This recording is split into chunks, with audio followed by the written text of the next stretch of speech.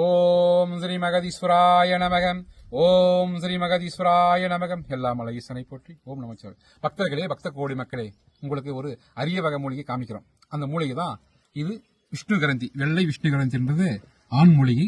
இது முழுது விஷ்ணு கரந்தி பெண் மூலிகை. இது மகாலட்சுமி, இது மகாவிஷ்ணு. ஆணும் பெண்ணும் இந்த ரெண்டு மூலிகை அரிய வகை மூலிகை. இந்த மூலிகை எதுக்காகனா, பக்கத்தில் வர கருந்துளசி இருக்கு பாருங்க, இந்த கருந்துளசி இது மகாவிஷ்ணு. அதே மாதிரி சிறுதேவி செங்கல், இந்த மூலிகைலாம் அரிய வகை மூலிகை, ரொம்ப அற்புதமான வசிய மூலிகை. அப்ப அந்த வசிய மூலிகை என்ன பண்ணணும்னா, இந்த ஸ்ரீசக்கரத்துக்கு நம்ம உயிர் கொடுக்கணும்னா இந்த மூலிகைகள் எல்லாம் மை வாங்கணும்.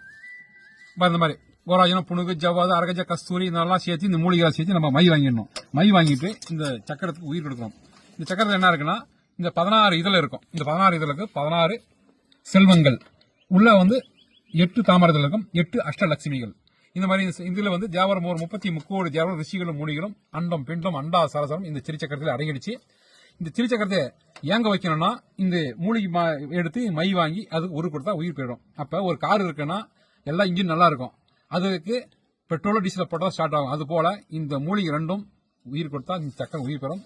அஷ்ட செல்வமும் அஷ்ட ஐஸ்வர்யமும் வீட்டுக்குள்ள வந்துடும், தரித்திரம் விளங்கும். இது எல்லாருக்கும் கிடைக்காது. கிடைக்கிறவங்களுக்கு அவங்களுடைய அனுகிரகம் இருந்தால் கிடைக்கும். இப்படிக்கு முக்கால முனிவர் அகத்தியர் சீடனாகிய கிருஷ்ணன் என்கிற கமலமுனி சித்தர். ஓம் ஸ்ரீ மகதீஸ்வராய நமக.